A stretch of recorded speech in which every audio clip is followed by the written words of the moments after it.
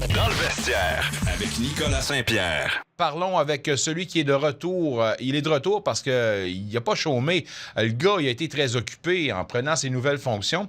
Avant de vous présenter notre invité, je vous rappelle que cette portion d'émission vous est présentée par le restaurant Chances Are. 2 adresses pour mieux vous servir, sur le chemin Montréal et sur l'avenue Woodruff. Disons bonjour à monsieur le conseiller et surtout notre expert, Luc Chénier. Je ne sais plus si je dois t'appeler monsieur le conseiller, Luc. Sérieux, j'ai beaucoup de respect pour les gens de la politique, alors je ne veux pas empiéter sur ton titre. Alors, je vais vous dire, je vais vous voyer maintenant, M. Chénier. Ben non, pas besoin d'aller jusque-là, Nick. Écoute, avec tout ce qu'on a vécu ensemble, là, j'aurais beaucoup de difficultés à vous voyer, moi. Faut pas oublier, j'ai joué au hockey avec toi aussi. Fait que, non, on va s'en tenir à Nick et Luc, ça va être bien correct. Je te demanderai pas de faire ton commentaire sur ma game de hockey, mais tu peux quand même dire que j'ai marqué un but. C'est au moins ça. J'en ai eu 4 jours à me remettre. C'est le fait marquant de ce match-là, le but que tu as marqué, qui, je pense, c'est déviation sur ton casque, ensuite tomber sur l'adversaire. Mais non, c'était... Mais à ta défense, Nick, tu es un gars rouillé. Tu n'avais pas joué encore beaucoup depuis le début de la saison. Alors, mais tu es un travailleur honnête. Aïe, aïe, t'es un vrai politicien. En ce qui concerne la bullshit, t'es capable d'en mettre. Non, c'est bon, ça. Hey, Luc, ce soir, c'est un match quand même important pour les sénateurs. Puis, on n'a pas le choix de faire quelque chose puis de trouver une solution parce qu'on ne semble pas avoir quelque chose en ce moment qui puisse aider la cause des sénateurs. Maintenant, je parle du dossier des gardiens. Parle-moi de cette affaire-là, cette patate chaude-là. Et veut pas, ça demeure inquiétant tant que tu n'auras pas justement des réponses à des questions, là. Ben, c'est bien drôle, hein, mais quand on parle des gardiens à Ottawa, il me semble que c'est une histoire qui se répète, Nick, année après année. Oui, il y avait Hallmark qui était là, qui a fait quand même le travail à un certain moment donné. Mais là, de revenir un peu dans cette situation-là, c'est un peu comme revenir à l'arrière du côté des sénateurs. J'ai hâte qu'on règle le problème. C'est pas la seule formation qui a un problème de gardien-but, mais c'est... Les gens qui regardent, si on regarde le classement aujourd'hui, Nick, on dit, les sénateurs sont au dernier rang, c'est pas une bonne saison, encore une fois, ils vont nous faire mentir et tout ça. Mais si on regarde le nombre de points qui séparent les sénateurs à une place des séries, on n'est pas très loin, là.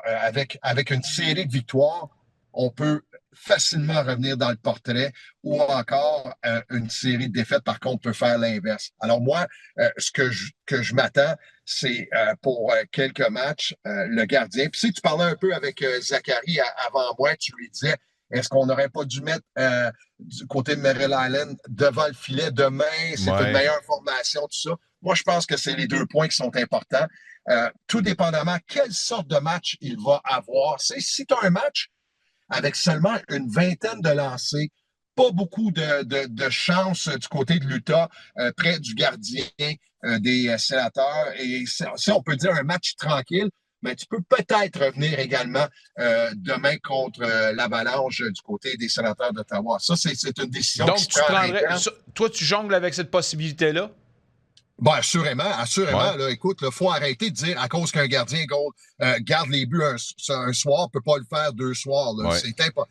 Écoute, là, on veut protéger les athlètes, mais tout dépendamment de la soirée qu'il aura. Est-ce qu'il aura une soirée physique? Il doit se déplacer beaucoup devant son filet. Et c'est là que la défensive, quand je dis la défensive, non pas seulement les défenseurs, mais la façon dont on joue défensivement dans son territoire peut aider ton gardien de but. Et de cette façon-là, on aura peut-être la chance de le voir dans 2 matchs. Mais c'est une situation qui est très délicate, surtout quand tu es dans une course aux séries éliminatoires, parce qu'il ne faut pas oublier, là, on arrive c'est pratiquement fait, là, on est à la mi-saison et on veut absolument se positionner, mais ton gardien de but devient très, très important. Et là, tu n'es plus au courant. Moi, on marque, est-ce qu'on parle d'un retour? Parce qu'un deuxième gardien peut faire le travail pendant quelques matchs, mais c'est demandé.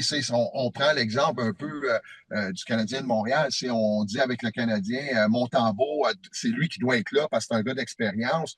On ne veut pas non plus d'y aller avec les jeunes et tenter d'amener Fowler également de Bêche, puis de l'amener pour les séries éliminatoires. Mais encore là, un jeune gardien ou un gars d'expérience, c'est important dans les séries, mais que tu sois à 30 ans, à 20 ans, ou encore mature, tu dois simplement faire le travail comme gardien de but. Oui, c'est la base. Et pas obligé de garder sa tête, juste au moins pour ne pas dégonfler ton club. Quand tu commences un match puis qu'il y avait 5 lancés, c'est déjà 3-0 pour l'autre équipe. C'est sûr et certain que tu n'as pas les mêmes jambes, tu n'as pas la même attitude, puis les joueurs, veulent pas. Ça existe, ça. Oui, on se dégonfle. Puis à un moment donné, oui, ça existe, la confiance ou l'inexistence de la confiance. Fait que là, ça fait que les joueurs jouent plus en retrait, plus ses talons, plus douter, encore une fois. C'est tout un tout, ça. C'est une synergie. Alors, juste la base pour Maryland ce soir, on va être bien content à part de ça. Tu as parlé justement des séries ou pas. De ton point de vue, Ottawa, un club de série? Ben, écoute, un club de série, moi, je suis pas prêt à les éliminer. On l'a vu l'an passé, on a fait les séries et je t'avais dit, même en fin de série contre les Maple Leafs, quand les Sénateurs ont été éliminés, je t'ai dit, j'espère qu'il n'y a pas de gens qui vont penser que les Sénateurs, oui, on peut y croire, qu'on peut gagner la Coupe cette année, mais le travail est à recommencer et c'est là que tu commences à voir les bonnes formations, Nick, c'est quand tu es capable de répéter année après année.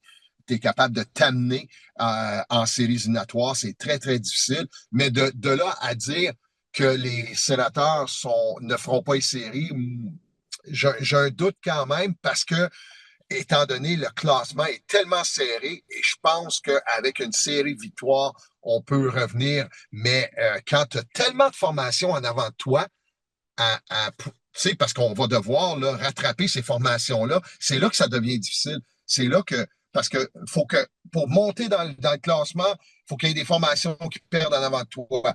Et c'est pour ça aussi que j'aime l'affiche, c'est 6-3-1 dans les 10 derniers matchs des Sénateurs. Quand tu regardes les équipes de tête dans la division des Sénateurs, c'est pratiquement les mêmes statistiques. 6-3-1. Ouais. Alors, on va devoir faire mieux. On va devoir aller chercher 1 ou 2 victoires de plus que ces clubs-là pour tenter de s'amener en séries éliminatoires. Aïe, aïe, aïe, aïe, aïe, aïe, aïe. Une équipe meilleure que l'an passé, oui ou non? Écoute, c'est dur à dire si on est meilleur parce que je t'écoutais, il y a des éléments dans ça qui font bien. Peut-être une des déceptions, c'est Cleven, c'est pratiquement le seul défenseur qui est physique dans cette équipe-là. Si lui n'amène pas cet aspect du jeu-là avec lui, ça devient compliqué pour cette formation-là parce que c'est une formation qui a certains soirs beaucoup de difficultés à défendre près de son gardien. Pourquoi? Parce qu'on a de bonnes habiletés, mais on n'a pas des défenseurs qui sont très, très physiques. Même avec Spence, le nouveau qui s'est amené cette année, c'est pas un gars qui est physique, c'est un gars qui est capable de contrôler la rondelle. Mais vraiment, un gars solide, Cleven devient ce défenseur-là. Moi, je te dis, on n'a pas une aussi pire formation que l'an passé. Mais par contre, les résultats, on s'attendait à beaucoup mieux. À un certain moment donné, les Sénateurs étaient bien positionnés dans le classement, mais ça sera faut aller chercher de la stabilité et gagner des matchs avec plus de régularité pour s'assurer de passer en séries éliminatoires. J'aimerais t'entendre sur les Olympiques de Gatineau parce qu'évidemment, il y a eu quelques tergiversations, quelques transactions qui ont été établies dans cette période qui se termine maintenant. Serge Beausoleil qui a agi. La grosse pièce qui a quitté, c'est le capitaine Golitsich qui est maintenant un membre de l'Armada. On a reçu beaucoup en retour, 2 joueurs actifs et quand même 3 choix au prochain repêchage, 28 et 26. Bref, une bonne récolte pour la valeur de Golitsich selon toi? Très, très bonne. C'est Golicic, le défenseur le plus expérimenté du côté des Olympiques. C'est lui qui a amené l'offensive également. Sauf que moi, quand je regarde ça, je me dis, est-ce que les Olympiques vont être moins bons sans Golicic? Je ne crois pas parce qu'on a quand même été chez un bon défenseur défensif, Carbonneau. Il y a Gaudreau également qui va s'amener. Lui, pas dans la même transaction, mais c'est un autre vétéran qui s'amène. C'est dans tout ça, Nick, quand tu regardes les Olympiques, puis les Olympiques qui, encore cette année, se battent pour une position pour les séries éliminatoires. Mais quand je regarde du côté des Olympiques, c'est à un certain moment donné, pendant la saison, tu as 3 joueurs, même à un certain... On avait 4 joueurs de 20 ans. Mais là-dessus, tu avais Boissel avec 10 filets, il y en avait 8 en avantage numérique. Ça veut dire à 5 contre 5, seulement 2 buts. Côté, un autre joueur de 20 ans qui a été transigé du côté de Saint-John, lui, seulement 2 buts. Il y avait Parent qui avait joué seulement 4 matchs on l'a rétrogradé du côté de parents, n'avait pas marqué de but. Et tu as également Dumont Larouche qui est un défenseur. C'est pas le défenseur le plus offensif, mais lui aussi avait simplement 2 buts. Alors, quand tu regardes ça, puis tes joueurs de 20 ans ne sont pas capables de produire, c'est là que ça devient dangereux au niveau junior. Et là, moi, je pense que la transaction avec Golicic devient très importante pour le futur parce qu'on n'a pas nécessairement affaibli les Olympiques, mais on a été chercher du matériel pour pouvoir, soit dans le repêchage ou encore au niveau des transactions après la saison, d'aller chercher des joueurs. Mais on a bien fait de l'échanger. Puis en même temps, ben ça dit à Golicic, ben merci beaucoup. On t'envoie dans une équipe de tête, on t'envoie dans une équipe qui devrait batailler jusqu'à la fin pour gagner le trophée Gilles Courteau. Alors, pour lui, c'est de quitter. Je suis persuadé que c'est très, très dur de quitter les Olympiques parce qu'il était attaché à la région, il était attaché à l'équipe.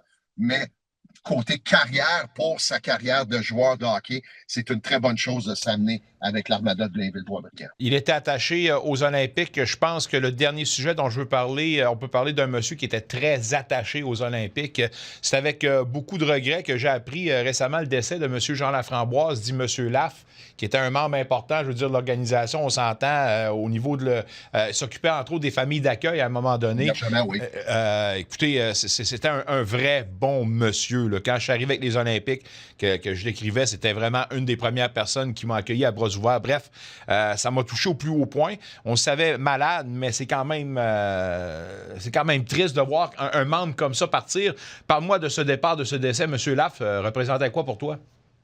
Oui, écoute, M. Laff, c'est un autre pilier. C'est tout d'abord, mes pensées vont avec la famille, vont également avec l'organisation des Olympiques, les anciens qui l'ont côtoyé. M. Laff, c'est une personne qui était, écoute, avec M. Laff, tu avais l'heure juste, puis c'était une très, très bonne personne. N'a jamais compté son temps quand il était en forme et tout ça, dans le temps de Charlie et tout ça. C'est pas une personne que beaucoup de gens connaissaient parce qu'elle n'était pas à l'avant des caméras, mais c'est un pilier. Ça a été un pilier pendant longtemps de cette organisation-là. C'était une personne qui était très importante au niveau du travail. Je sais, moi, parce que quand j'étais avec l'équipe dans les années 2000, c'est lui qui les communiqués de presse, parce que c'est lui qui les rédigeait et tout ça.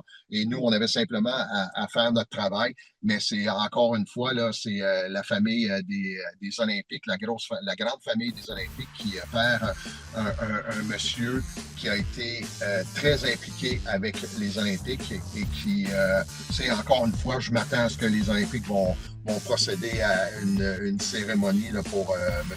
Laframboise. Ça, c'est assuré parce qu'il a été trop important pour cette organisation-là. Ça serait un must. J'espère que les Olympiques vont faire des choses dans les règles de l'art. On souhaite la. Je suis pas inquiet qu'il va y avoir quelque chose qui va se faire. Oui, tout à fait. Nos plus grandes sympathies avec la famille et on dit un beau bonjour à M. Laff. À toi, mon ami, pilier à la ligne bleue de ton club de garage, je te souhaite d'en passer une bon match, puis on s'en reparle la semaine prochaine. Merci, Nick. Un retour sportif 100% local dans le vestiaire avec Nicolas Saint-Pierre.